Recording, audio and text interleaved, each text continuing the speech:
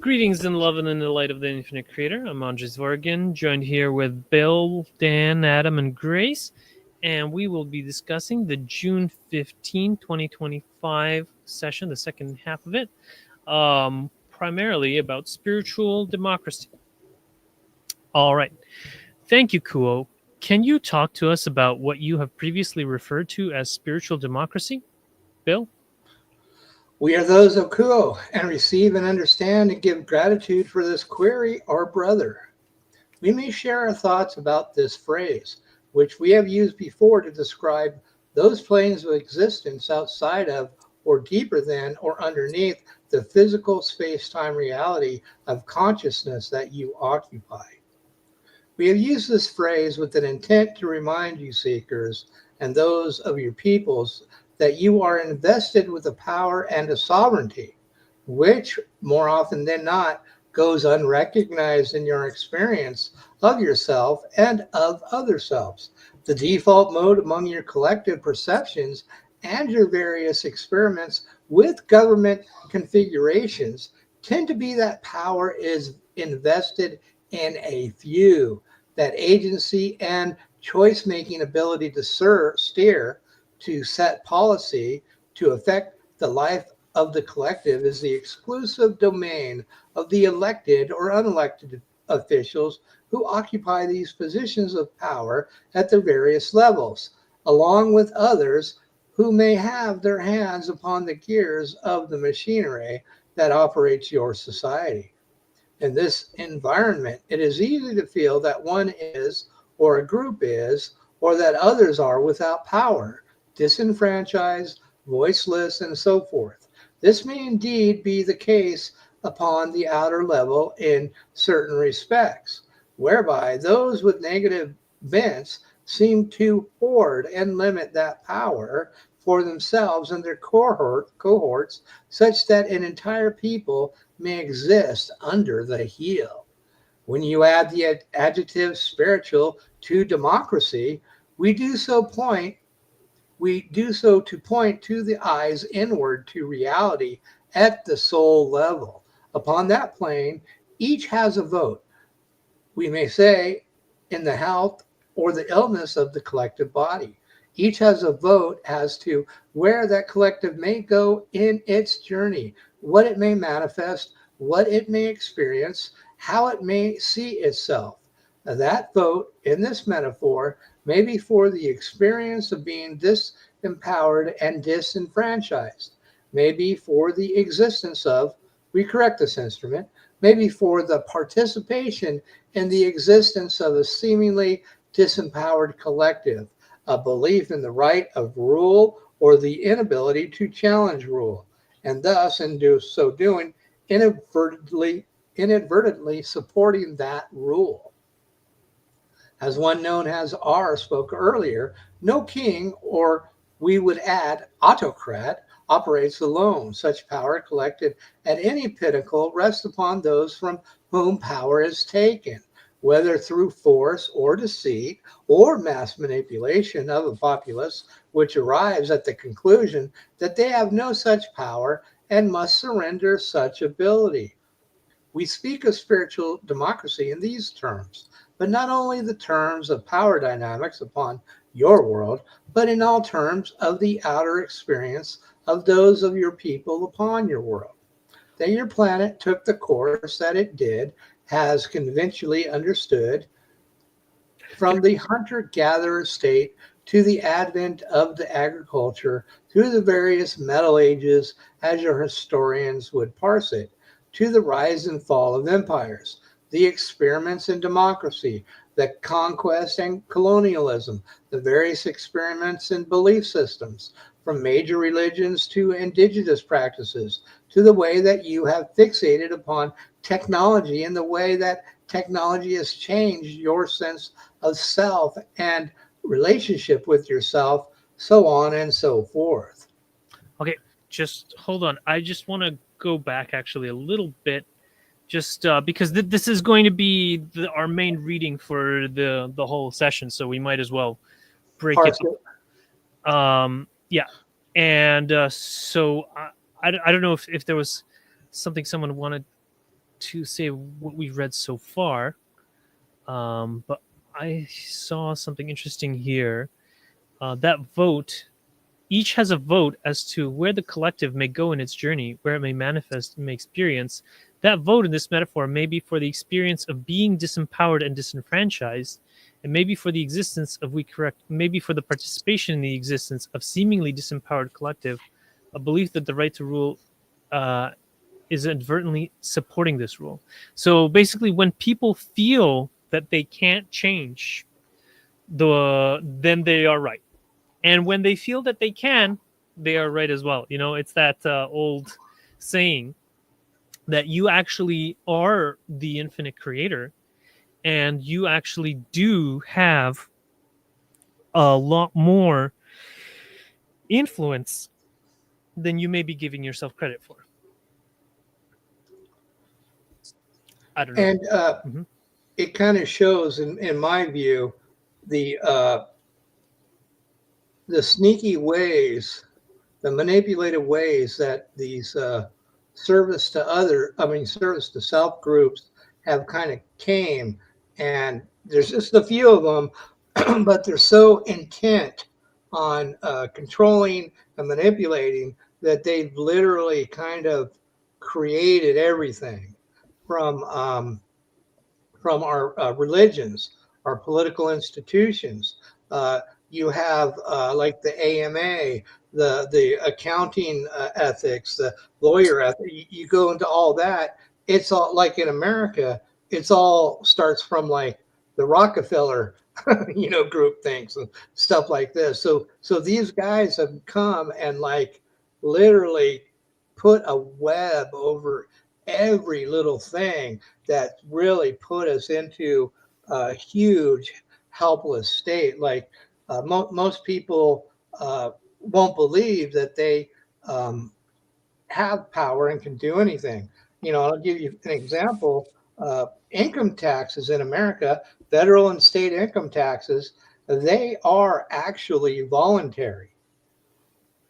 There's no law on the books that says you have to pay income taxes.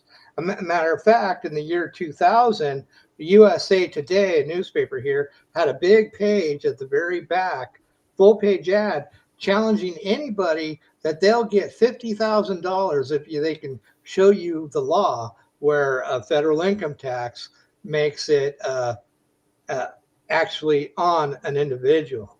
And a bunch of people thought they can do it, and even IRS employees, and they came forward, and there's famous stories, and it just wasn't there. And that's just one thing. And a lot of people kind of don't kind of correlate. Like if you pay 25-30% federal income taxes, you're working for free.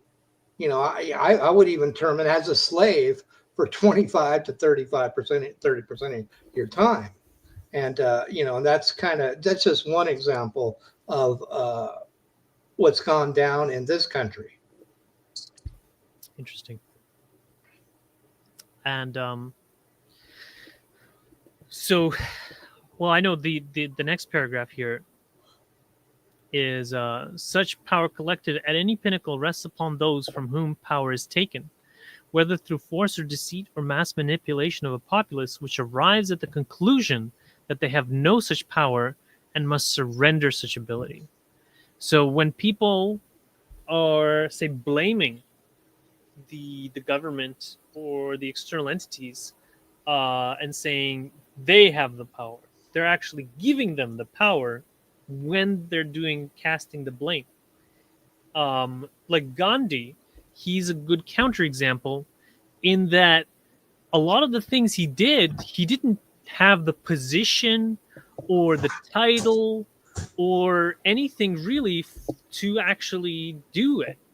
But he just decided that it was within his power and that it was his responsibility to fix those situations. Like I'm remembering one time when there was some kind of like war or something between India and Pakistan, like at the very beginning of the division, and like there was a lot of crime in either way. And then he decided to go on a hunger strike until it was over. And at first, people were like, "Who is Gandhi? Why should we care?" But within like 10 days, people had rallied, and like the things had subsided, and he was just one skinny little man, and he was just working on himself and purifying himself, and he believed that he had this ability, and it came about that he made a large positive influence without any title, without any money, and without any technically political clout. So it just goes to show we have a lot more power um, than sometimes we give ourselves credit for. But even that example, because we're unfortunately on planet Earth, Gandhi's insistence on letting Pakistan become their own free nation, a lot of people blamed him for a lot of that bloodshed in the late 1940s and 50s with the wars and the total turmoil between those two nations. I don't think So he didn't want it to divide. It was the British that insisted that it'd be different countries. I know they blamed him a lot. I know they blamed him. They didn't like him because he was often reading the Quran in Hindu temples, but not Oh, vice versa. He wasn't reading the Bhagavad Gita in Muslim temples. yeah. And so people felt like he was an Islamist influence. Yeah. My point is not to hammer on Gandhi. It's just to point out that even efforts that somebody like he does, it gets lots of backlash, and people twist things or historically and stuff to make it all this completely different narrative. Instead of remembering his hunger strikes, instead of remembering him just going, hey, spin your own cloth at home to make your own cloth, so the British doesn't get all this money from us weaving this material.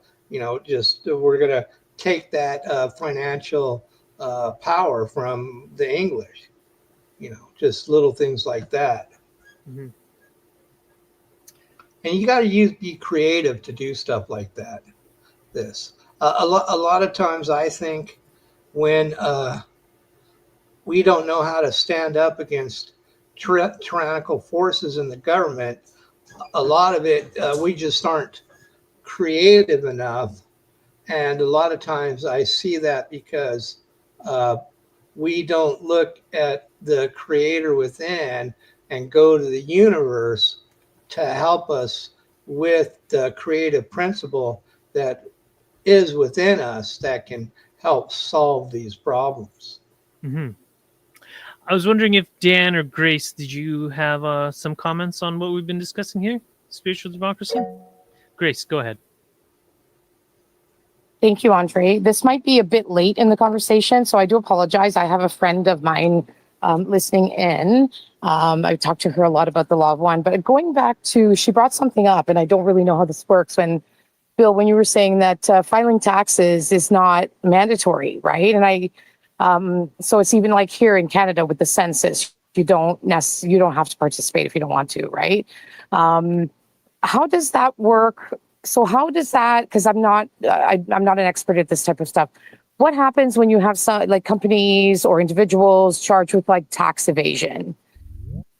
So I guess I'm just a little bit confused about that part. I think they still go to jail.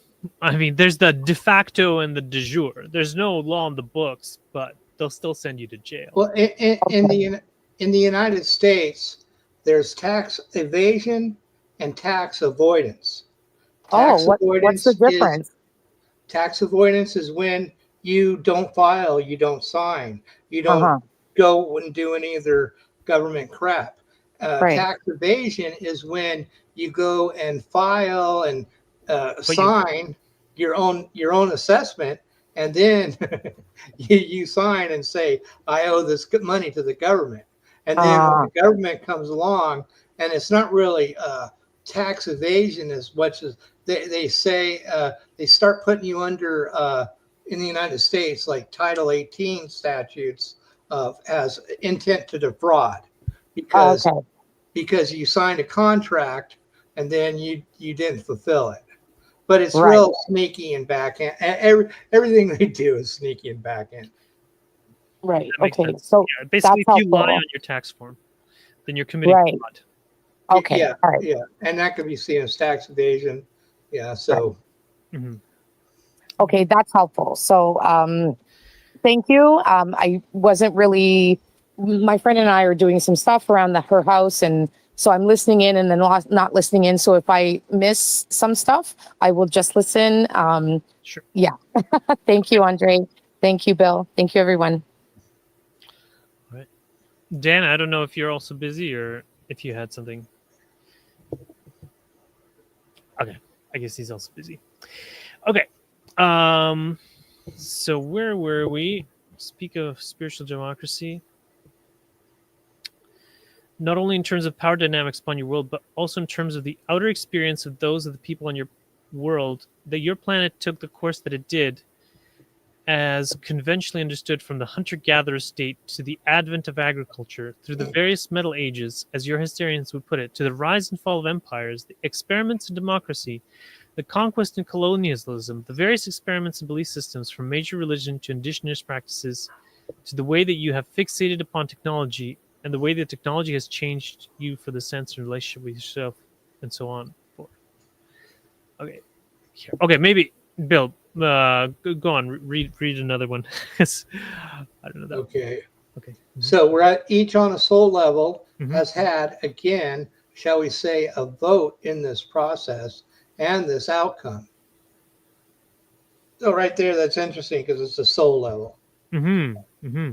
Again, that vote may be towards the surrender of the seeming capacity or ability or agency, but that too is part of the dynamic and beingness of the self, who, due to the conviction of being without power, vibrates at a certain state. So if you think you don't have power, then you're vibrating at that level. Yes. Yes, for sure. Yeah, and that's the soul level. And I think that this is an essential part of why of the space pirates feed on fear. Because when a person is in fear, they're not in power. They're not feeling like they're the creator and that all is well and all will be well, and that, they're basically in control, or God is in control of the situation. And instead, they're giving their power to the person or the entity that they fear. Yeah, the entity starts vibrating in that fear level, and at that level these guys know how to come in and kind of steal that energy away. Exactly. And so when you give them that power, then they have that power. Yeah. But instead, if you don't live in fear, and instead you do some breathing, slow breathing exercises, help you calm down, and then you remember that, I am the creator, you are the creator, we are the creator. You bring that power back to you. You can bring yourself back that power, and then they don't have the power to do anything. And you can do the challenging and the gratitude process, and they will flee as they're powerless to do anything to you. And the processing of that catalyst. Mhm. You slow down and you start asking yourself, why am I in fear? Mhm. What's going on here? What do I really have to fear? Very good. Grace? Yes. Thank you, Andrii. So this thing about fear, it's like, so even just a simple statement like, oh, you make me nervous. So I'm relinquishing my power. Mhm. It's now up to that person to not make me nervous, right? If I can shift that to, I feel nervous around you, then there's some inquiry can come in within, right? I can go in, I can make an inquiry, I can ask, where is this coming from, and sit in stillness and wait for an answer, right? But Yes. I just changed a few words. That's all that I did, right? And this is on a minimal scale, just me and maybe one other person. Imagine, and that's an energy. That's a frequency, right? There's nothing, there's no creativity or inspiration or intuition that can happen when I relinquish my power. You make me nervous, right? So yeah, just wanted to add that. Thank you. And we got to remember that we need to let our emotions and feelings flow. So if you do feel nervous and say that to yourself, you kind of just let it flow, but then you catch yourself and then you kind of change wording like Grace is saying, then that's what you're doing. But you're always letting your emotions and what you're feelings come through, because if you don't, you start getting blockages and distortions in that. So if we can, like Grace said, catch ourselves in the process of thinking like that, and then changing our voice, our attitude, or thoughts towards what we're dealing with, then you're processing your catalyst and transmuting what stuff that's coming in. That's very powerful. Yeah, exactly. For sure. It's not about, avoiding or forgetting or trying to pretend it's not happening, but rather it is about embracing and sitting with. So, what I like to always remember is that fear always has the seed of love within it. Fear is a covering for love. And so I always think, whenever I have a fear or a nervousness, it's like, what am I loving within this? And so it's like nervousness, maybe like I have, fear for my safety. I have a love for my safety. And so then I can go into gratitude, and then I can say, I am grateful that I am safe. I am grateful that I'm healthy. I'm grateful that, I live in, a safe country and that I have beneficial interactions. I'm grateful that the Lord protects me, the Lord guides me, and that all the demons have shaken fear because the God is so powerful. And then you can transform from a nervousness to a powerful place of gratitude and spiraling love light, that is a very good place to be. But it's all thanks to taking care to notice those feelings and to work with them and to transmute them into their positive version. I saw, Grace, you had your hand up. Yeah, I just what I was going to say was the example that was given of Gandhi, right? So that's contagious. What he did was contagious, right? Mm-hmm. It's an energy, it's a frequency that I'm giving out. But I actually wanted to thank you, Andrii, because when you talked about like there's love in the fear, there's a translation, there's another version of what is being felt, what is being sought, there's some kind of love in that fear. I've never heard that before, and I so appreciate that. Thank you. You're welcome. Because everything is love and light. So you dig deep enough, you'll always find it. Beautiful. Thank you. All right. So here, did you want to continue? Or again, even without focusing upon ability and power, we may look at the entity, or rather the multitude, the legion of entities who swirl around in the stasis of the sinkhole of indifference upon your world, who, through misapprehension, desire for comfort, inability to work with or pierce through trauma, so on and so forth, do not use their catalyst, do not seek to evolve and make a choice in one direction or another. Yeah, we were just talking about this. Yeah, exactly. That's people who are avoiding dealing with their catalyst and are trying to basically hide. But that is the sinkhole of indifference. And then also, if those unprocessed catalysts stack high enough, then the person gets disease, and if they still don't process it, then they die. And that's why the life expectancy isn't very high on Earth, is because this is kind of a cultural unfortunate blockage where a lot of people think that it's normal and okay to just repress emotions rather than to process them and work with them and polarize through them. Grace, go ahead.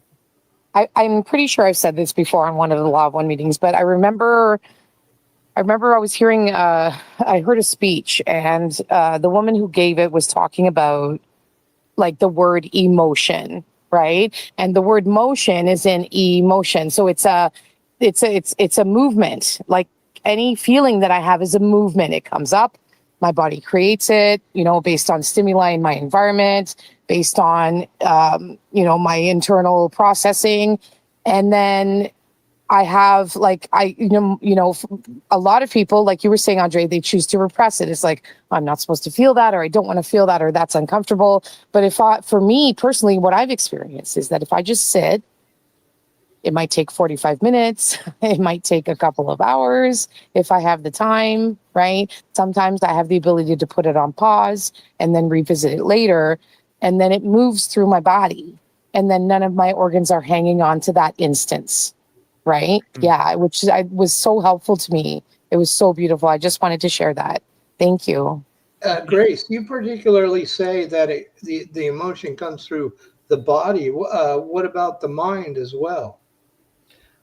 Oh, absolutely. 100%. 100%. Right. My mind can fabricate emotions in my body over things that don't even exist. Okay. But right. Internal catalyst. It's really Yes. it's really the body that's really absorbing the emotions if they're not processed. Yes. 100%. Get trapped in my different organs. Next thing you know, I have pain in my hip. Next thing you know, my left knee's not working. Exactly. Exactly. And that's how the spiritual healing works, is that you have to process that catalyst, that unprocessed catalyst, with forgiveness, love, kindness, and respect for free will, if you're on the service to others polarity, and then you are healed. Because it can be released, that tension is released, the immune system can be reactivated, the healing can occur, and so you get real miraculous healings like that. All right, let's continue here. Each entity within the sinkhole vibrates at a certain rate, emits a certain character of energy signature representative of their unique configuration of blockage and activation. And each participates in this democracy, as it were, of your world. Each sets the tone of your collective. That you have rampant, as you may see it, consumerism, which has detrimental and downstream impacts upon your environment at great cost to your world. That you have these economic systems, including the capitalism, is made possible also by this sinkhole of indifference among those vibrating this consciousness who have not made the choice, who have not voted in this direction. All right, let's see, does that resonate with anybody there?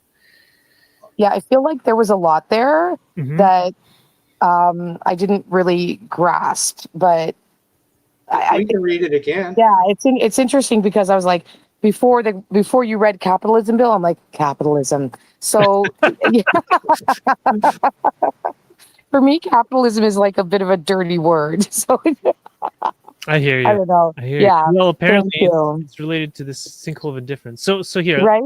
let's break it down by sentence. So each entity within the sinkhole vibrates at a certain rate, emits a certain character of energy signature representative of their unique configuration of blockage and activation. And Andrii, just right there, when you're talking about not living a long lifetime, like they said, when they first came into the first, what was it, cycle, the 25,000, those guys were living up to 1,000 years. And then by the second, they gone down to like 35. So, A few hundred. It was like, and then the third, it was decades. yeah, well, I thought it was decades in the second, if I go back and read it. Oh. But so this lack of living longer is also part of this sinkhole of indifference, just low energy by everybody. Because when you're in the sinkhole, then the whole, vibratory, sphere comes down. I mean, that's why a lot of the wanderers came here, is just to bring up the vibration of this planet, the frequency, because it's gone so low.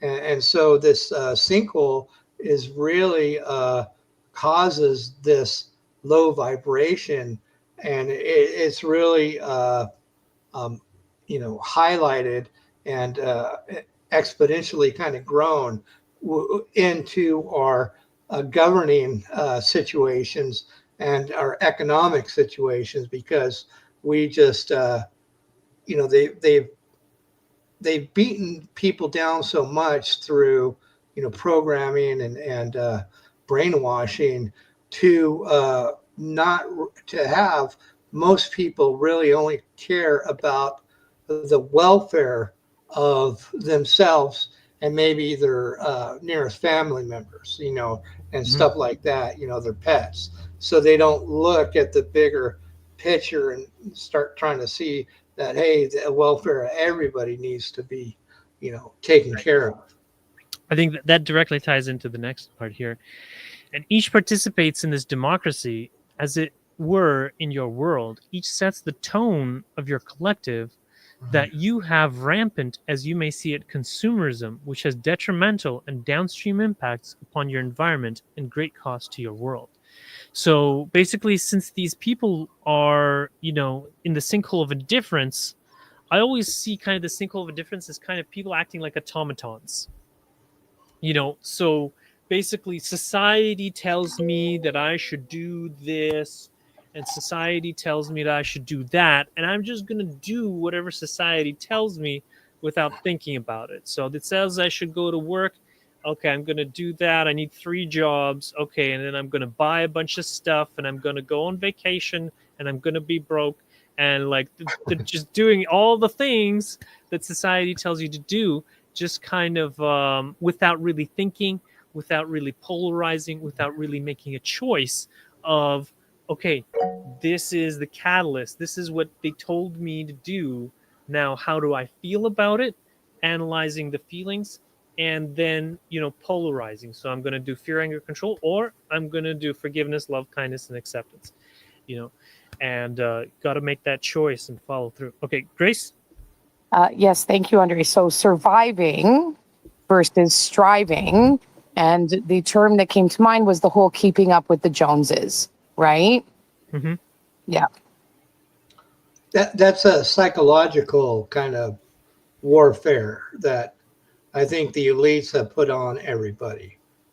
You notice that the elites don't say keep up with the Rockefellers or the Rothschilds or these other super rich families.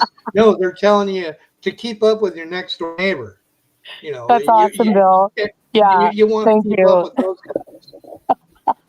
It's awesome. Yeah. And if we did, do the polarizing and then thought about, the downstream impacts, then we would make different choices. And it's like, hey, you know what? Instead of doing all this consumerism, I could be planting trees and, doing good things. And so on it goes. That you have these economic systems, including the capitalism, is made possible also by the sinkhole of indifference among those vibrating this consciousness who have not made this choice, who have voted in this direction. And so I guess they're saying that, capitalism is kind of a sinkhole ideology. Here, let's. I would qualify it further than that. I wouldn't call it capitalism. I would call it crony capitalism, because like when I've experienced pure capitalism, that was like on the lot at a Grateful Dead show. You're buying and selling. There's nothing to interfere with the market, the buyer and the seller. But the way our society kind of works, we don't even have free markets. We don't have the ebb and flow between buyer and seller, because there's always some other hand in the pie, and we allow that. So here's the ChatGPT analysis. So from Kuhl's perspective, capitalism as it presently functions on Earth is indeed a manifestation of the sinkhole of indifference, when each soul, through unexamined habit, fear, or desire for comfort, votes for consumption rather than conscious co-creation. So instead of making something. In other words, neutral system charged by soul votes. Capitalism in itself is a framework for exchanging goods and services. But when the collective unconscious fails to exercise its free will vote toward compassion, stewardship, and deeper meaning, that framework fills with an energy of materialism, competition, and depletion, becoming a sinkhole that draws souls inward towards indifference. So it's not capitalism that's necessarily at fault, it's really the neutrality. The sinkhole dynamics. In a sinkhole of indifference, entities emit an energy signature of blockage and non-choice, reinforcing one another's inertia. So that's why like they're staying in the same place. When most choose convenience and acquisition over mindful service, the system gains gravity, pulling more souls into the vortex of unawareness. So just being automatons, doing as they're told, buying what they're told, things like that. Reclaiming sovereignty.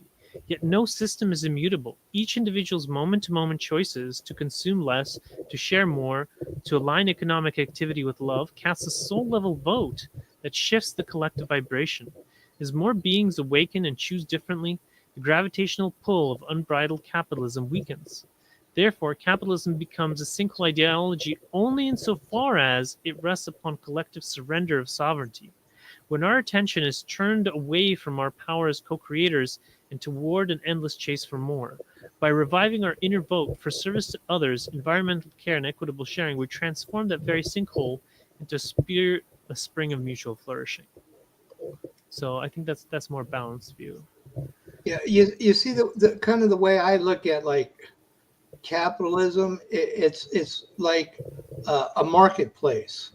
There's people just coming. They're either buying, selling, trading without any interference, without and you can do that. Uh, you can do that. Thinking of the creator and thinking of others. Consciously being aware.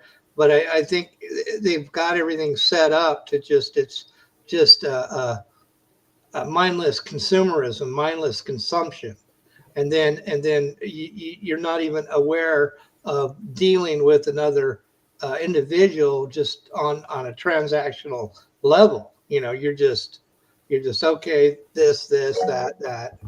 So it just really makes people unaware, Mm-hmm. just full, like you say, automatons. Yes. And yeah, I wanted to give kind of an example of like, say, for instance, even like donations. We've got a lot of consumerist style donations where like, you go to the store and they're like, hey, do you want to, roll up or donate a toonie, or it's just like $2 or whatever. And so that's kind of like, I guess it's a feel good thing for some people, but you don't really know where that money's going, how it's being used. Yeah, you find out that 2 cents on the dollar goes to where they said it's like going a to go lot of to. the times, if you investigate these charities, most of it's not actually going where you think it's going. And so, like, my personal preference is instead, finding people like and helping them directly and sending them the money directly, like in Africa, to help them get seeds to buy uh, so that they can grow a new food in their region that they haven't been able to grow before. Like I recently funded a guy in Uganda to get some passion fruit, and like I've been working with him for several years, and he used to live in like a little one-room apartment, and I don't know if he was an orphan, but it's very common over there, quite possibly. And first, I funded him to get some mangoes, and he walked 14 hours. Wow. Well, one way to get the mangoes, and then he walked 14 hours to get back to his village, and he planted the mangoes in like little pots that he made out of like paper or something with like some clay soil, and then he had the sprouts growing, And then he I told him or he went around, and there were like some farmers. They're like, fine, you can plant your mango here. And then in Africa, there's this kind of thing where if you plant a tree, you're kind of like, that's yours now. And so now he's kind of like acquired land through planting things, and kind of stewardship and ownership. And then I went and I funded him for some papaya, and he got papayas. And papayas, they will give you fruit within 12 to 18 months. And so now he's got all of these little papaya seedlings that he can give out, and he's got his friends going. And then I got him to get beans, because protein is one of their limiting nutrients for growing brain size and healing and things like that. It's very easy to get carbs in Uganda, but harder to get protein. And so it's kind of an evolution there. And then I have other farmers in like Mboseli, in like the desert, and getting them to grow trees. And it's a kind of an interesting process, and it feels more fulfilling. It's more of a co-creation rather than a consumerism. This isn't like a child that I'm buying from UNICEF or whatever, and then they send me the photos. Right. It's an actual interaction where I'm actually helping a living being, and they're sending me their kind of photos and videos of them as they progress. And so it's And like, you're making a connection, and you're seeing what's going on. mm-hmm. And it has a tangible benefit to the earth. Like one example, I've probably said this one before, but there's Benson Sitayo, which is kind of he's a Maasai cow herder, and he did like safaris for people, and he still does that too. But they had like a 3-year drought, and everything was dying. The cows were dying, the elephants were dying, the lions were dying. And I was like, you got to plant some trees. And he's like, how? And so I funded him to go get some tree seedlings.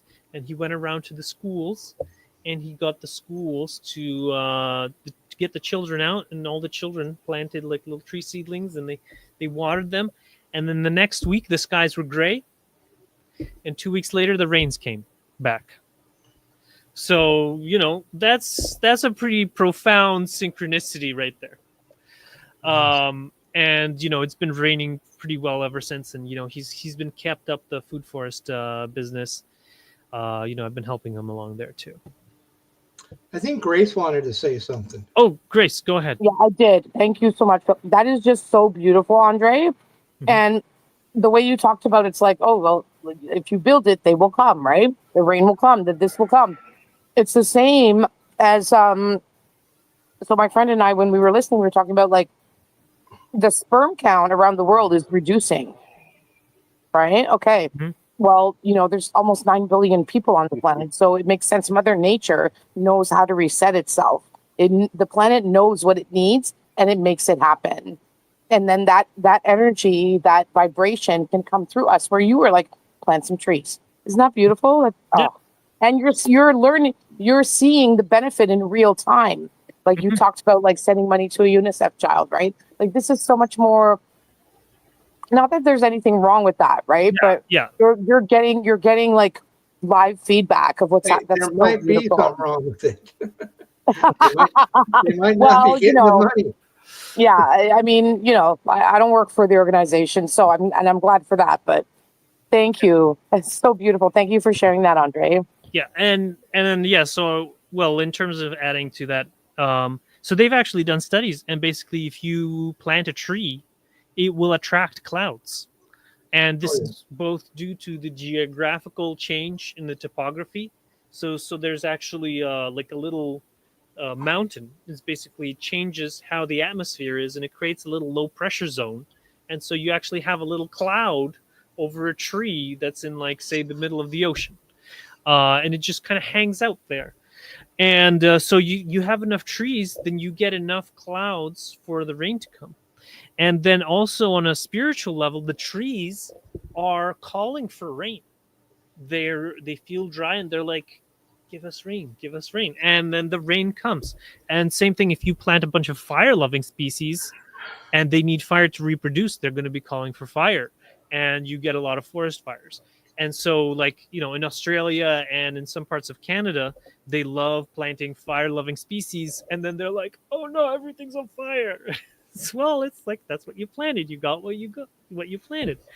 It's and then in terms of the sperm count, of course, that's because of overcrowding in cities and the land hoarding by the elites. And it's also caused by the major toxins, vaccines, and just the food we eat, the chemtrails, the shit they put in the water. Yeah. They all that adds up. Yeah, those are also contributing factors for sure. Absolutely. Mhm. Even like exercise gear, Lululemon is full of toxins that screws with your endocrine system, the reproductive system, all of that. Oh yeah. You got to be really careful. This is made from 100% unbleached cotton, and I actually painted it with titanium dioxide paint just on the outside to make it look white, but on the inside, it's unbleached cotton against my skin. So That's super cool. I've also been learning recently about the frequencies behind different types of fabrics. Cotton, linen, unfleeced cotton. Yeah, exactly. So beautiful. Thank you. I'm loving this conversation. Thank you. Yeah, if I had the money, I'd be wearing hemp all the time. And had it. Hemp made with natural dyes. Oh yeah. I made sure to use like safe dyes, anyways. Yeah. Biodegradable and all that. Okay. Bill? Okay. It may seem that upon the outer level that there are those who have the ability to influence and impact and change even the course of world history at times. And from the veiled space-time perspective, it may seem that such entities or groups of entities have greater agencies than even many who are not in seemingly high-level choice-making abilities. But these entities too, that is, those who are seen to have greater agency and greater ability to impact and affect the collective, they too are manifestations of the collective milieu or milieu, as this instrument is never sure. Okay. Milieu. Pronunciation. We go with the French route. But yeah, that's the setting. And one of the great examples of that is Gandhi, of course, which we've already discussed. And like, I know, well, out of personal experience, I feel like, sending my emails around has sometimes a profound impact on the politics of Canada. So, that's you're kind of an amazing guy, Andrii. Oh, thank you. All right. Dan, are you back yet? Or okay, I guess not. All right. I'm here. Oh, you are? Okay, yeah. I was just wondering if you had any feedback or if you wanted to read a paragraph or something. No, I don't have any feedback really, except maybe like I feel like I wish we were not. I don't have an answer, but I understand how technology is just really distracting a lot of people from more important things, and that's what I was thinking about. Is like, how do we undo that? How do we get people to get off their phones and then look into their inner self? But that's one thing I was kind of stuck on. But yeah. But that's all. I'm fine to move on. How do we get people to get off their phones and look within? Grace, I think you have an answer. You're not going to like the answer, Dan. There's an app for that. This is the world this is the world we live in. But I totally agree with you, 100%. Like I wish, and I try to be cognizant of it myself, right, with my usage. But there's an app for that. What's the app? Any of them, go out there and find them. If you have a problem that you want to fix, there's an app for that. Oh, okay, yeah. Right? You can always ask ChatGPT too. Isn't the problem you're using your phone? Wouldn't an app be like counterintuitive to be on your phone more? Exactly. That's my point. Thank you, Adam. I was thinking more like a Yeah, world event that we just lose yeah, power and then we reset. That's what we need. I think exactly. people We need the we inner had calling from within. Like they have to want to learn or want to be unconsciously confused or are unconsciously confused. I think that's what the calling is. So for them to receive new information and get off their phones and change their lives, they would have to have some sort of confusion that creates a calling that opens them to receive it. That And, was and beautiful, Adam. Thank you. and one other thing with people on these devices all their time is they're very close to energy fields, and these energy fields are constantly surrounding people. And it might not be the healthiest to be bathed in, whatever we're bathed in with their phones and our Wi-Fi and everything else. But yeah, remember also to give power to the infinite creator to heal you of all of those negative catalysts. Yes. All right. That's Let's read true. another paragraph then. Oh, unless someone wanted to give more examples of these entities, unusual entities. No. All right. Has this instrument can interface with this idea, algorithmic codes, shall we say, operating within the collective unconscious and collective consciousness generally, which create means and opportunities for certain entities vibrating in a certain way to emerge and manifest and step into these opportunities and means to effect change. By that we mean, in simple example, the entity known to you as Jesus or the entity known to you as Buddha does not arrive to a clean slate, does not arrive to a collective which has not, in a way, invited it and created the means by which such a consciousness may emerge. In other words, the individual may be emblematic of a deeper currents, deeper needs, deeper perceptions, and desires within the collective unconsciousness. Wow, that's very deep. Yeah. Yes, and I mean that. That, that's And almost going along with what Adam said about the inner calling. mhm. But yeah, this is more like with the collective. And I know before Mhm. Jesus came along, there was a large body of people who earnestly believed the Messiah was, just around the corner. And, Jesus came to fulfill that desire. And I know, like, in my personal experience, anyways, there's a lot of people who call me Green Jesus, and like children and things like that. And I've just kind of like grown to fill the role, if you will, because of, as they say, the individual may be emblematic of a deeper current, deeper needs, deeper perceptions and desires within the collective unconscious, even though they may consciously express it as Right. well. Go ahead, Grace. So I I love the green Jesus. That was so awesome. And what you talked about when there's a space and a need, you grow into the role, right? Hmm. I've always heard that spirit does not like an empty space. Hmm. Spirit will want to fill that space. So when I unblock something or I become a catalyst or whatever is happening, like I have to make the room first and then spirit will come in, right? Thank you. Hmm. And this reminds me, like the deeper currents, deeper needs.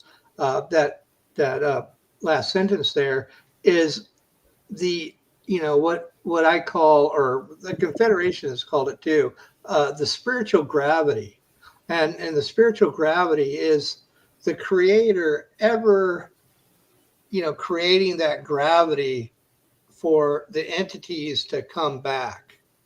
So there's always that energy just from the creator that will drive entities to have these deeper currents, these deeper needs, these deeper perceptions. So we got that always happening as well, no matter how far people are off or how far they're in the sinkhole. That gravity is always pulling.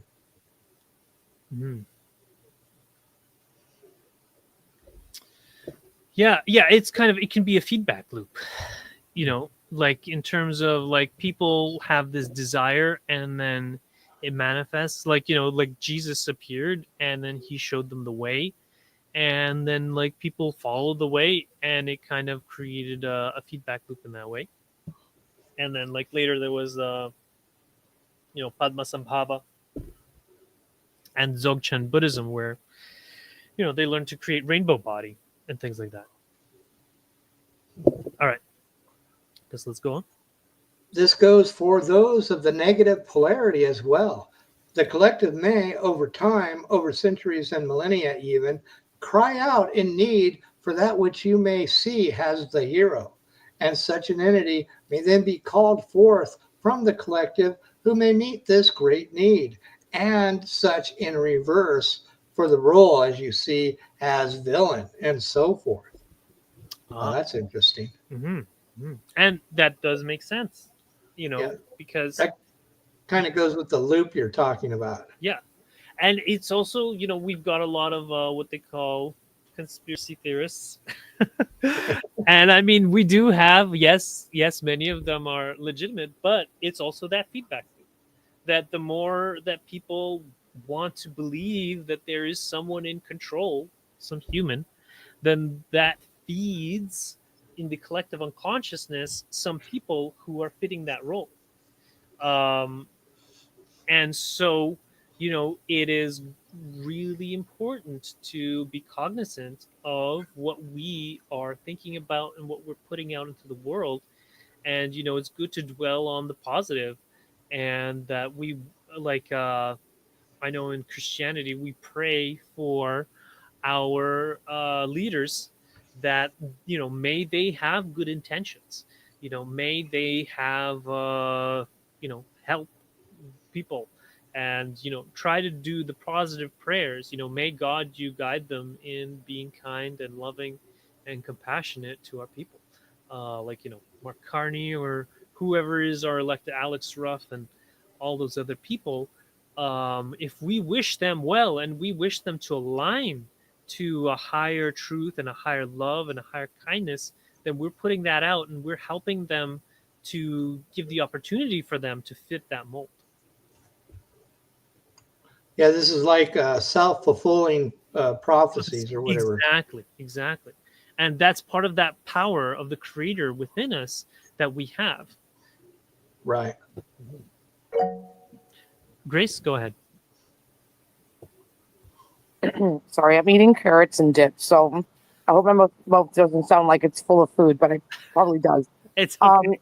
It sounds yummy. Thank you for telling us. You're welcome, Adam. I love carrots and dip. I'm so sorry I can't share because you're so many thousands of miles away.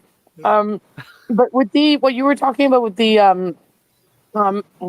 so the attention, where I put my focus and praying for our leaders and that, I feel like that energy, like, I'm just going to use the negative and the positive, right? Or whatever, whatever manifestation of energy that comes to fruition and attention by many people. I don't have an example because I'm not political, so I don't have one, but I feel like that energy, that collective of, let's say suddenly I'm marching for, I don't know, I'm just going to use history, like women's rights, right? Maybe in that movement, there were a lot of people who didn't really, they're just like, oh, this is something good to jump on. And I feel like the collective, the energy behind that doesn't care if you're informed or not. Right. So I could be it really doesn't care. It's about how many people are paying attention to that, whether or not they're informed.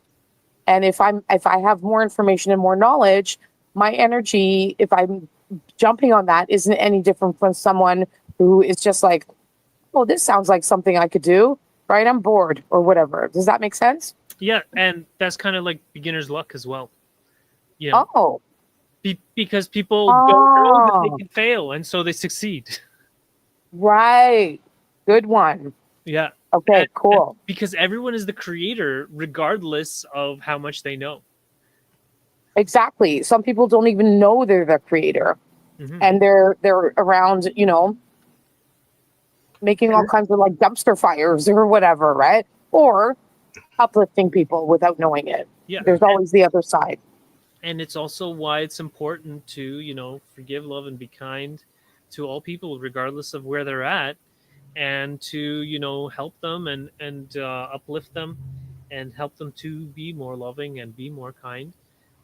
Because everyone is the creator and everyone is powerful. And the more people we have together, coming together in this love and spiritual democracy of voting for love, voting for kindness, voting for enough land for everybody to grow their own food and firewood, or whatever it is, those positive things, the more likely it is to happen. I've always found that with any situation, any type of tense situation, Mhm. so for myself, if I can bring love and understanding and clarity to that, it's completely disarmed. Yes. And so, so I've created the space for it to be disarmed, but it's still up to the other individual who I'm trying to create that, not trying to create it for, just coming to it that way. They can hop on or they can hop off, which I've also experienced. Yeah. And we have to respect their free will. And sometimes we're just not in a resonant space. Like sometimes we may be with a person or a group for a long time, and that was spiritually beneficial for both of us for a long period. But then we grow apart, and we have our own paths, and we need like a rest. And that's something that experienced earlier this week. If you know what I mean. Getting back to the last paragraph we went over, Mm-hmm. this would also include,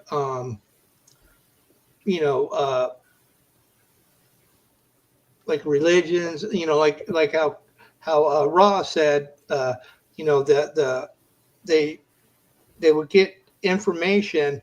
The Orion group would give people information, but they give them information of doom as well. And so in our major religion, especially the Abrahamic religions, they all have doomsday prophecies. They all have apocalyptic futures and apocalyptic, villains or players that are, one's going to be a villain, one's going to come and save. But I find that if there's enough of us to stop that collective thinking, I mean, so all the people that think there's going to be an apocalypse, because of Revelation or whatever, we try to counter that by saying, no, that's not going to happen. Yeah, and then I would say it would not necessarily stopping, because they're the creator and they have free will, and we don't want to abrogate their free will, but we are also the creator, and we can have our own narrative. And personally, how the Revelation makes sense to me is as a personal metaphorical experience that happens in everyone's life. And so, for instance, I believe Jesus when he said that the kingdom would come to the people who were standing in front of him, including John, would see the kingdom. And I believe it did. And that it was poured out through the Pentecost. And the kingdom and all the spiritual sources I've read completely agree with this point. Like what is it called? I Am the Word series. It says that we are the kingdom manifesting, and that Jesus Christ is returning through each of us who are his disciples. And then from that perspective, the whole Bible makes sense in that regard. And that whole, like, the rapture is a personal experience, and we've seen it, and we know that it can happen to anyone who follows Jesus to the point of forgiving, loving, and being kind to one another, like the Dzogchen Buddhists that achieved rainbow body, and the saints who achieve transfiguration and start levitating and all those other things.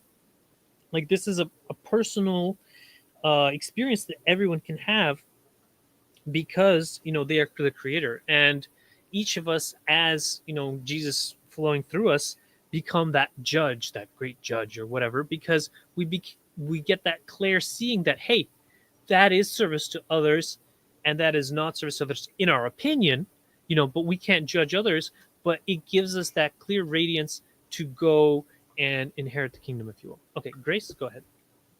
Just to exactly what you were saying, Andrii. Like I would always think of the apocalypse before I guess I had like a spiritual awakening. Like it sounds corny, but it's true, right? That happened to me, and I would always think before that I would always think of the apocalypse as something where it was like, please, because I can't, I don't know how to live in this world. I don't know how to live in this world. I can't do this. Like I hate like I can't do this. I can't do capitalism. I can't do any of this. And then what I started to realize through my spiritual awakening and in the Bible, like I don't know the verse, I don't know the book, but it says we do not know the hour of the day. Yes. Mm-hmm. We do not know the hour of the day. So how? Because it's a personal thing. It's happening individually to everyone. The apocalypse is my own personal spiritual awakening and coming, right? And coming awake and becoming awake. It happens at the reason I do not know the hour or the day is because it's individual to everybody. Yes. Thank you so much for saying that, Andrii. I'm loving this conversation. I always love Friday nights. Thank you. Yeah. But at the same time, I'm going to say we don't want to turn this place into Maldak, Mars, Right. or Yes. what they did with Atlantis. Yes, and that comes from an uncontrolled negative spiral. And the best thing that we can do is by countering it by having a positive spiral, and it kind of disintegrates the force of that negativity by speaking our truth and love and kindness and forgiveness and peace and respect for free will. Being more so than doing, being that love. All right, let's try the next one. Thus, through one's own work, through one's own stage of being, through one's own confusion or illumination, does one cast a vote as to who and what the collective is and where it may go. And in examination of this concept, one may appreciate an understanding of the sovereignty and the sovereign power that each holds to affect the journey of self-realization of an entire planet. Amen. Yeah, so it goes to show that each of us hold the sovereign power to affect the journey of self-realization of an entire planet. So each of us has power over the whole planet if we are willing to allow ourselves to have it. But there are two dynamics going on, like Grace and you alluded in the last conversation. The individual, and when they come into their own, apocalypse or their own harvest or whatever, and then the group. So we do have individual and group dynamics here too, because that's the whole thing about this journey, is though we each have to do it individually, but as it's done individually, we create a collective, and we call that the social memory complex. Adam?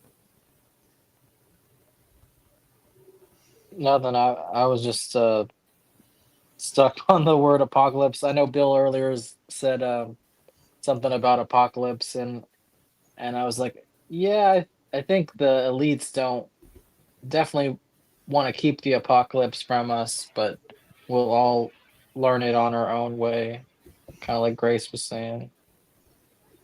Mm-hmm. Well, we collectively up our vibrations to where it doesn't happen.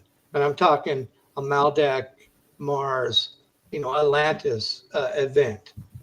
Yeah, and then to your point, Bill, in terms of yes, there is the collective and that stuff, but I am personally one of those believers of membrane theory, and that there's kind of multiple dimensions of time, and so that we actually have that choice to believe in and choose the choices that we make in our life, choose our timeline that we are going into.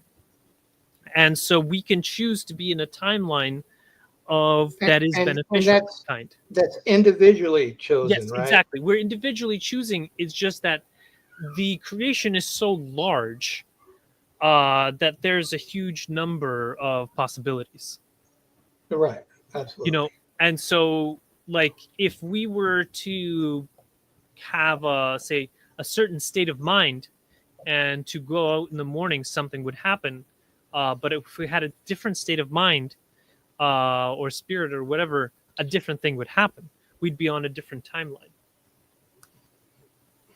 But the Confederation Which said that which you which always think of yourself as on the best timeline that is okay, the best for your which spiritual growth. I want to make this clear, which different timeline would manifest in a whole new different environment, completely different from what we're experiencing right now. Well, It doesn't it have to could be be, completely different. It could yeah, be it could be like you're subtly wearing a different. different color shirt. Yeah. Well, Every second, I feel like you're creating a new parallel reality by whatever thoughts you're thinking. Hmm. Yes, exactly. Exactly. That's kind of the idea there. And like from what I've been reading, why is it that the only thing that we can take with us is the development of our heart? And I thought though it was our thoughts and emotions and feelings. well, but yes, the critical part is kind of like our soul, our spiritual development is what we can take with us. And it's not really what we've accomplished in the world. And I think that the reason is because after you wake up you realize that you were playing this like massive video game of possibility. We um only save the love files. Like any time we experience love, that's like saved. Like as, are you gonna get there? well, I don't know, but yeah, there are other souls and things like that, so I can't pretend to fully understand it or anything like that. Okay, so where were we? Did we Uh, do this one already? you are friends, I think, is where we're at. Okay. Mhm. You are friends, as with every aspect of creation, are endowed with the primal ability and power and sacred duty of free will. How you use that free will is the game. Do you, in confusion and ignorance, opt to remain in darkness?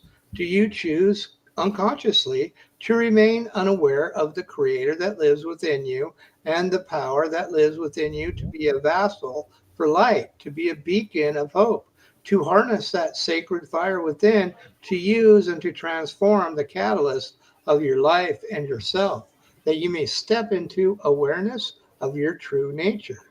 Mhm. Yeah, that really reminds me of that whole um the time thing that they were talking about, how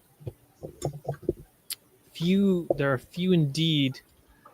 Time but okay, well, someone else go ahead and then I'll try and find this file. um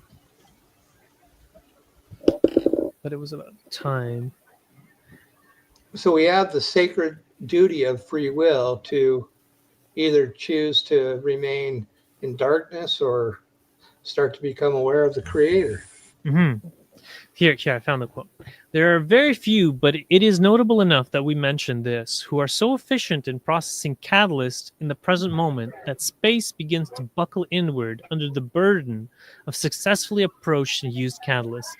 In that case, the entity who seeks will find itself in the creation in a true sense for the first time. For when time begins its full operation, there is the possibility of spacelessness or the unity of all space. In this distortion lies a compassion which cannot be approached except by those few among your peoples who have used catalyst with a further and enthusiasm and a conscious knowledge of the probity of such an exercise. And so I think that that's kind of like you have that option of using catalyst so much that kind of time and space starts to bend in around you, and that's how the whole planet is shifting as you're approaching and using the catalyst. Okay, go ahead, Grace. Thank you, Andrii. And thank you, Bill, for reading that portion. This totally speaks to me. I have actually experienced in the past the bending of time, right? The shortening of time. And at the time, I was really working on a catalyst, Can you like really mute giving it my Benny, all. Andre? Yeah, I Oh, did. hey, Benny. Really giving it my all and pouring all of my energy, all of my focus, all of my attention into overcoming this catalyst that I was dealing with in my life, and turning that around, and instead of making it moving from something that was destructive to something that was constructive. And I experienced, it was just a simple thing. I knew that, like, I was in a routine. I was in a very good routine, and I knew that on Sundays at this time I was like making food for the week, and it took me this long to wash up all the dishes, right? So I remember looking at the time before I washed up all the dishes, and that would usually take me about, like, let's say like 20 minutes, and 5 minutes had gone by, and I could not believe it. Mm-hmm. It really messed with me, because I was like, what just happened? This is not, no. And I went around the house, and I checked all the clocks. I checked the time on my phone. I went online and checked the Bulova time. I did all of that, right? And I'm like, no, like space time bended for me. Time Yeah. space.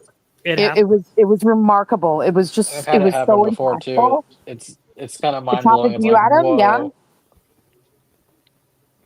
Yeah, it does. It certainly does. And even when you're sober, it happens sometimes. Yeah. you know. Yes, absolutely. It does. Absolutely. Thank you. Mm-hmm, mm-hmm.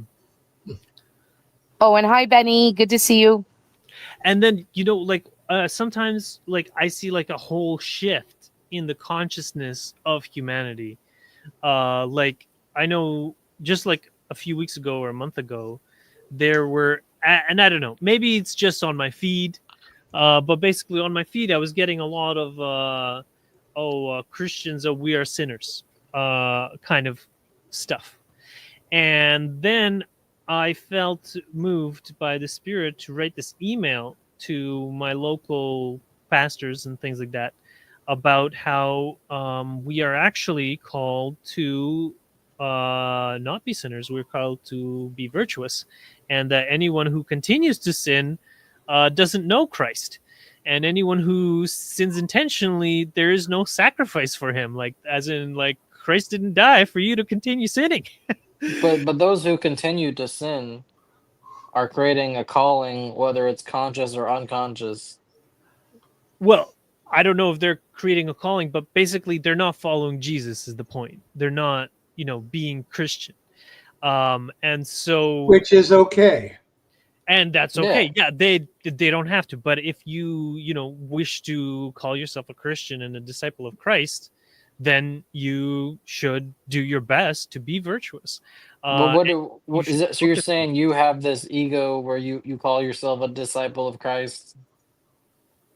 I don't really use the word ego. I think that's a part of psychotherapy and Yeah. Judaism. It's not a great word, but Yeah, it's not the Confederation doesn't like it either.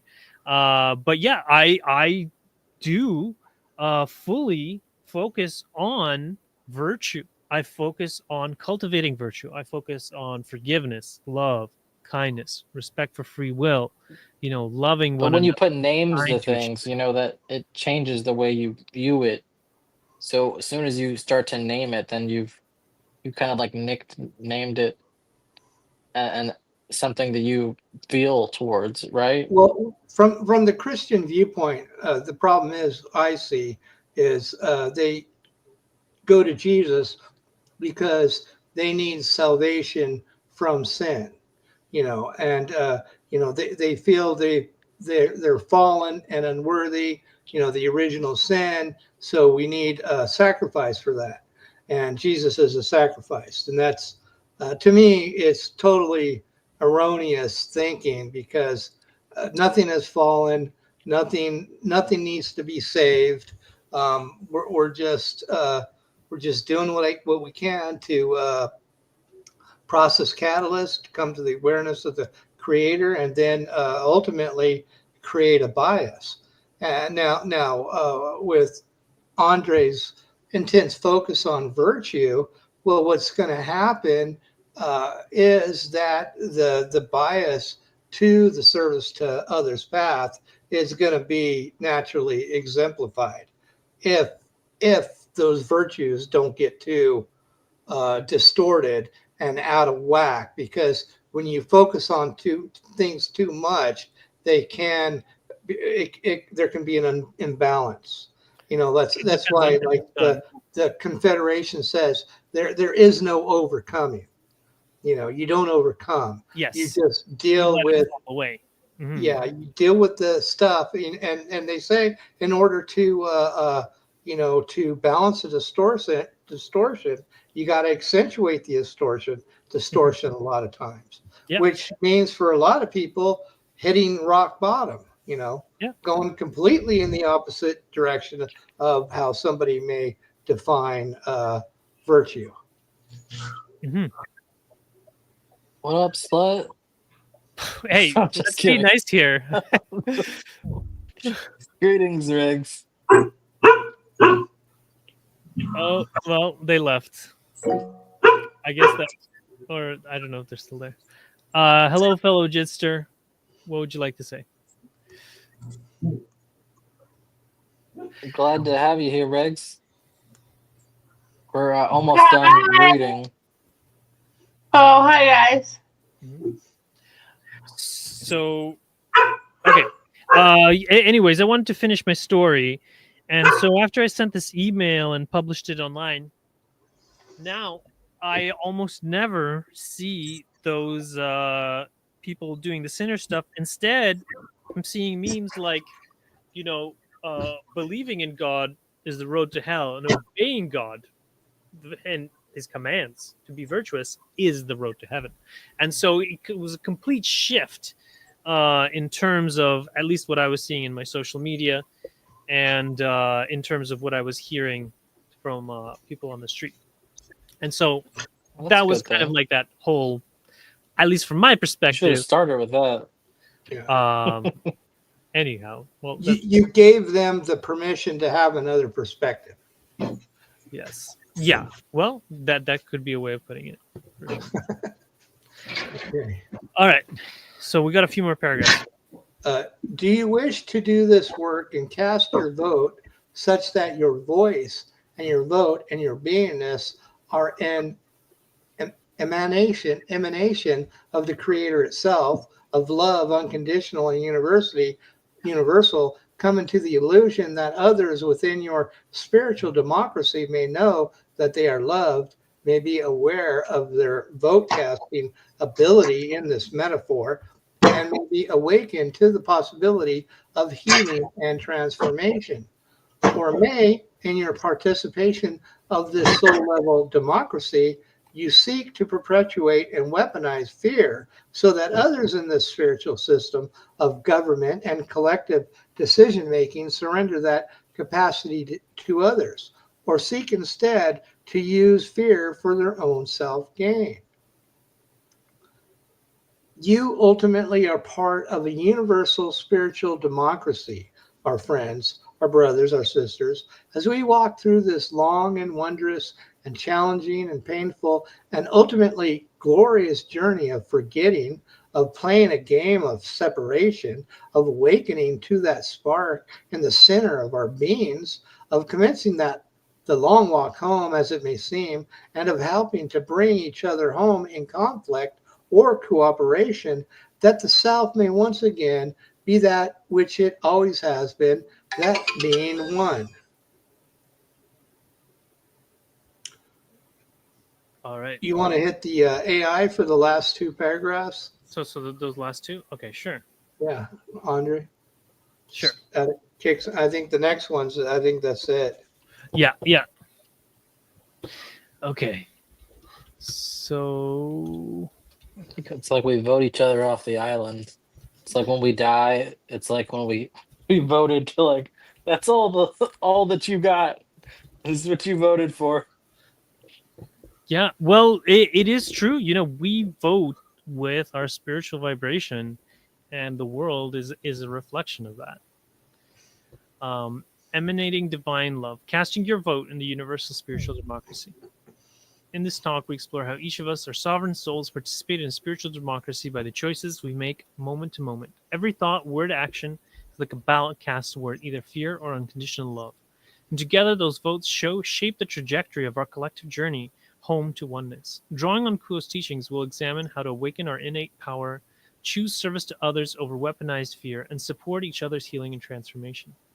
Casting a vote of divine love. Do you wish to do this work and cast your vote such that your voice and your vote and your beingness are an emanation of the Creator itself, of love, unconditional and universal? Every choice you make can be a conscious offering of love. As you align your intentions with the Creator, your very presence radiates healing throughout the collective. Wow. The alternative, perpetuating fear. Or may, in your participation of the soul-level democracy, you seek to perpetuate weaponized fear so that others surrender that capacity to others. Unchecked fear drains our sovereignty and empowers those who would manipulate the collective. Recognizing this tendency is the first step towards reclaiming your vote. It's true. When we blame others, we're giving away our power. Awakening others by example. Come into the illusion that others within your spiritual democracy may know that they are loved, may be made aware of their vote-casting ability. Your inner transformation becomes an invitation for others to remember their own power. By living in openness and compassion, you help awaken dormant souls. That's great. That's that whole being. Just even being is setting a good example for others. And we are all citizens of this democracy. You ultimately are part of the universal spiritual democracy, our friends, our brothers, our sisters. There's no hierarchy at the soul level. Every being has an equal vote. Embrace your role as both voter and elected official in this sacred system. The long walk home. As we walk through this long and wondrous and challenging and painful and ultimately glorious journey of forgetting, of awakening to that spark in the center of our beings, our collective story is one of separation and return. Each step toward love, however small, brings us closer to remembering our true unity. Co-creating healing and transformation. By consistently choosing love over fear, you shift the collective vibration. As more souls vote for compassion and service, the gravitational pull of indifference weakens, and a new world of light and harmony emerges. Reflective question. In the next 24 hours, notice one decision you make that is born of fear. Pause, breathe, and consciously re-vote for love. Then observe how that shifts your experience and your impact on those around you. Oh no, I can't afford that. Oh, but I'm gonna buy it anyway. I don't know about that. That's consumerism. That's a sinkhole of indifference. That's hilarious. I am going to let it manifest into my life. If God desires That's a good me way to have to it. think about it. Yes. God will meet my needs. And the more people think on a level like having compassion and love and kindness, it will eventually reflect in our governments and ruling bodies and institutions. But we got to have the love emanating from us first, really. Mm-hmm. Otherwise, the other side is going to do it for us and to us. As we were reading this, I was sitting here thinking, like, how is there not like a company that's just all of Law of Wonder people that decide, like, let's all work together instead of for other companies and make something, like, how much we would get done because we're all so willing to help. And hey, maybe that's a calling for you, Adam. Yeah. I don't want I to don't force know. people to work. I think we should all work for I our don't own know if selves. there'd be a collection department.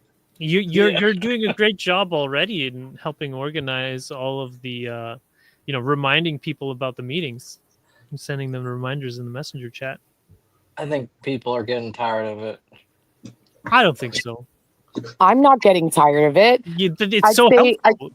I'd see at least 80% of the meetings that I get to, Adam, is because you post. Yeah.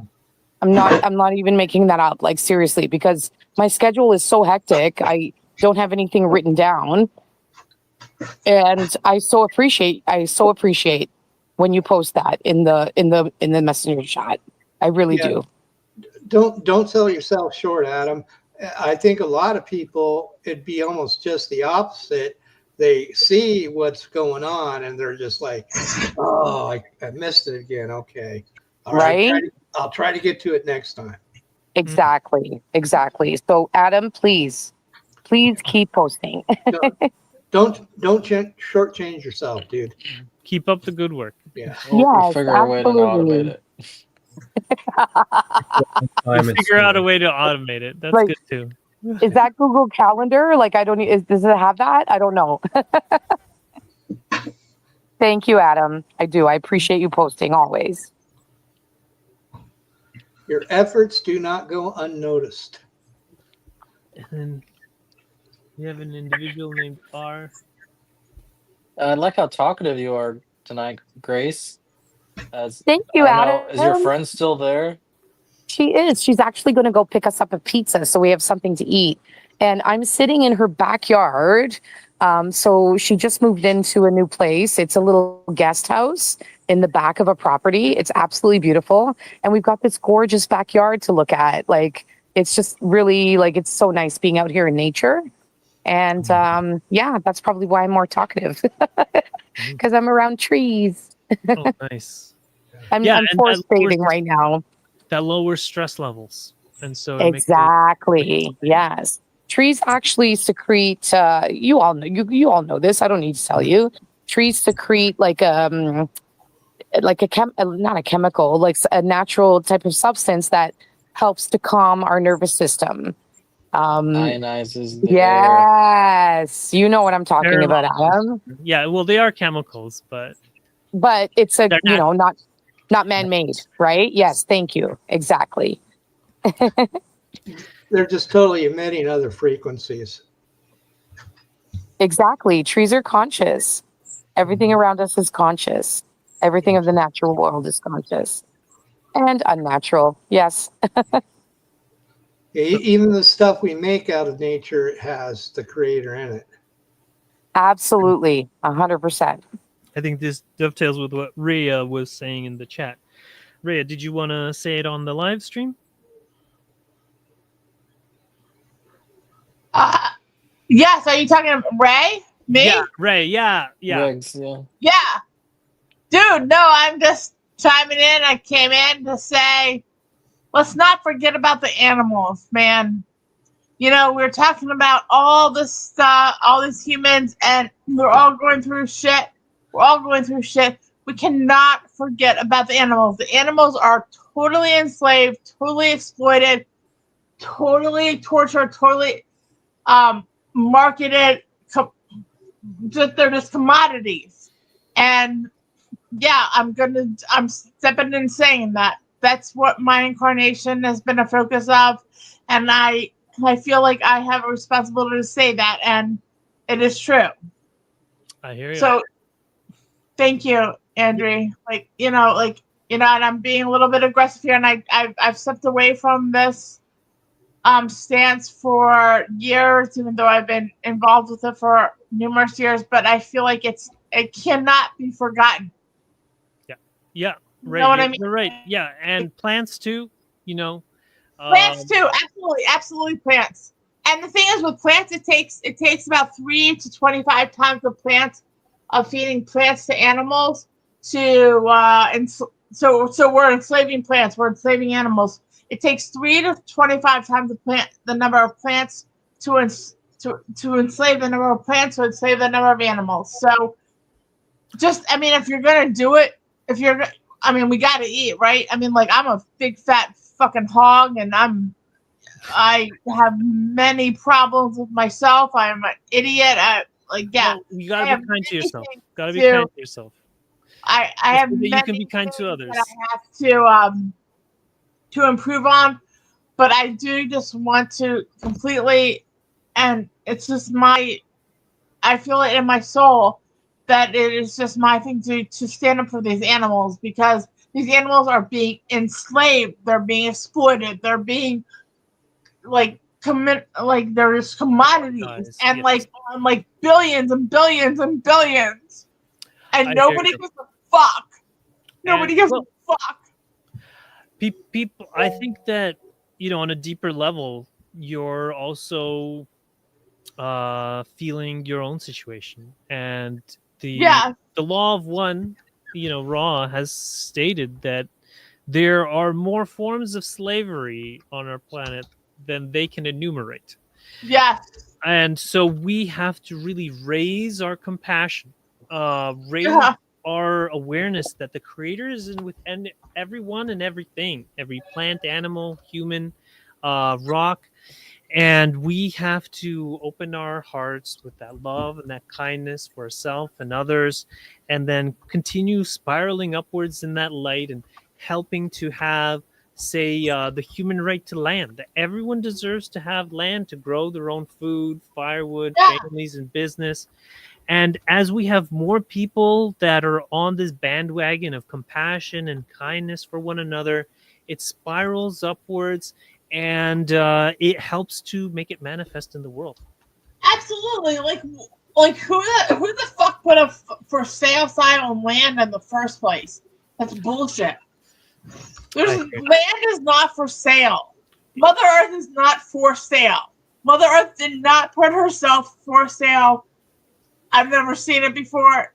It's bullshit. So stop saying anyone owns the land and owns animals or owns people or owns anything. Nobody owns anything. That is a monetary thing that people are trying to get on for the grasp of control and money and all this exploitation shit. Nobody owns anything. What you own Everything is the creator. is your soul. What you really have ownership over is your soul and your love and your compassion and your harmony with others. Period. The end. I'm sorry. Like, this is getting on my nerves, but Grace, yeah. Go ahead. Yes, thank you, Andrii, and thank you, Ria, for everything that you put in the chat and everything you talked about. Like, I really and Bill, when you mentioned about like second density beings are becoming more aware, right? And we can learn a lot from nature, but so let's just take like a tsunami, for example. There's been quite a few of those. One very devastating back in the early 2000s, 2010s, and even before it happens, animals already know and they're running for higher ground, right? So what happens with man is man wants to control them and use this to their advantage, as opposed to living with nature, right? And preserving nature and realizing that native. There's an episode of Vice that I really like. It's pretty old. It's probably like from 2012 or something like that. But in this episode of Vice, they visit. So I guess you would call it the interviewer, right? He teams up with a Native American woman, and she shows him different native lands, like where the natives, with the indigenous natives to that land, what they would do is they would live off the land, but they would just live off of it enough to where they could sustain themselves, and then leave it to where it could replenish itself. And then they moved on and went to find another place to encamp. And they kept doing that, so that actually they were living off of nature, with nature, and not destroying nature. So yes, thank you for all of that, Ria, and everyone's input. I so appreciate this. Thank you. Yes, and thank you. That's we can do things in a more compassionate way, in a more harmonious way, in a more less selfish, less egoic way, in a less exploitation way, torturing. I mean, we got to focus on the positive. Yes.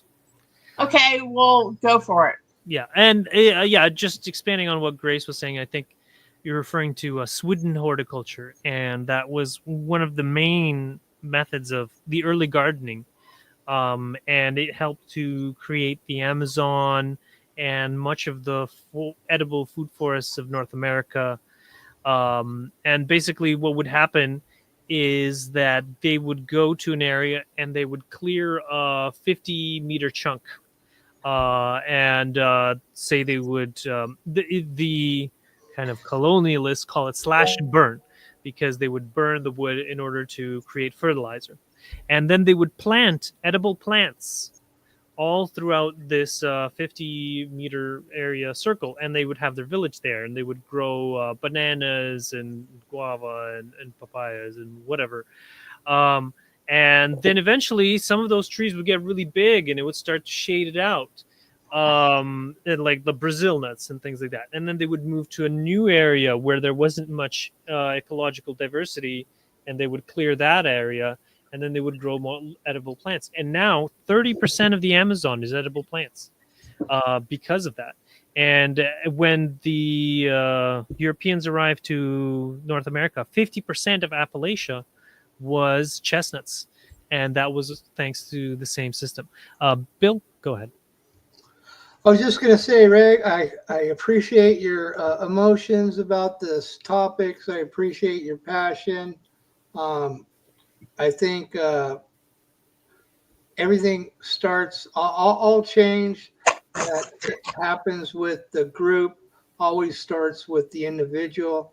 And so as we become more aware ourselves and become more positive and compassionate and loving and kind, and we really, adhere and believe in the creative principle that we're manifestors, that we are the creator, that we can do things, we can change for the positive, that we can build a better tomorrow. And I think, in fact, we will. We're just going through some hard times. We're coming into fourth density. We're already there, and like the Confederation says, the planet is going through like birthing pangs, and so you're kind of like to me, you're kind of like an expression of these birthing pangs, and and I'm glad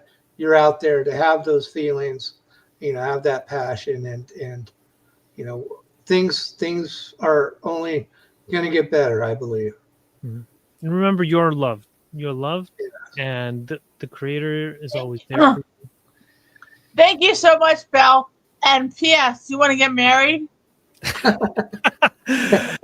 we live kind of close, and we can work it out. I live in New Mexico. I'm just You're saying. awesome, Ria. I'm just saying. All right. So, Bill, you want to read us out? Sure. Yeah, it's actually pretty positive. Mm-hmm. We thank you, our brother, for this opportunity offered to us by this question. And we thank the circle of seeking for the lending and blending of light and energy, that you as a circle may become one in your seeking and in your service. And we embrace each as brothers and sisters who are one of the same love and light that you awaken and begin to channel through your own beings. And then they go to Austin. I am Kuo, and I'm again with this instrument. My friends, if you could but see what we see from our vantage, where we are able to perceive the time-space realms of your planet, you would realize the true power contained within you as individuals and as a group. For in your circle and in your time together, you have generated a great pillar of light that expands and reaches into infinity. The entire creation resonates with this light that you have generated in your time together. You have come here to this density and to this planet, agreeing to forget your own natures, just as each who walks upon this planet with the third density form has done. But in moments, like in your gathering, you may remember, you may catch a glimpse of the truth of your own nature and your own being, seen in the reflection and in the eyes of your other selves, felt in the warmth of the hug, shared in the inspiration of the vulnerability of your words. My friends, hold on to this glimpse. We encourage you as you depart from this holy space and this holy time, carry it with you into your world so that you may remember in those difficult times the true nature of your own being. And in doing so, and embodying your own divine nature, you may remind those others upon your planet, lost and confused, of their own nature. This, we understand, is a difficult place to be for all beings. We see within you the true transformation and potential awaiting your peoples and your planet. And we are truly excited and joyed, awaiting for you to join us within the Confederation of Planets in the service to the one infinite Creator, so that we together may go forth and shine the love and the light of the one infinite Creator to the far reaches of its creation. At this time, we would leave you as we found you, in the love and light of the one infinite Creator. Adonai, my friends, Adonai Vasi Baragos. All right, great. Thank you so much. And with that, I'll close. So that was the latest one? Yes. That was the latest one. Yes. Okay. There's no more? And Well- the Confederation's already stoked to have us be members of their confederation. Maybe there will be another one next time. We'll see. And so with that, I leave you in the love and in the light of the infinite Creator, the one within you, my friends, and all around you. Go forth, therefore, rejoicing in the infinite power and in the infinite peace of the infinite Creator, Adonai Vosvargos. All right, I've ended the stream.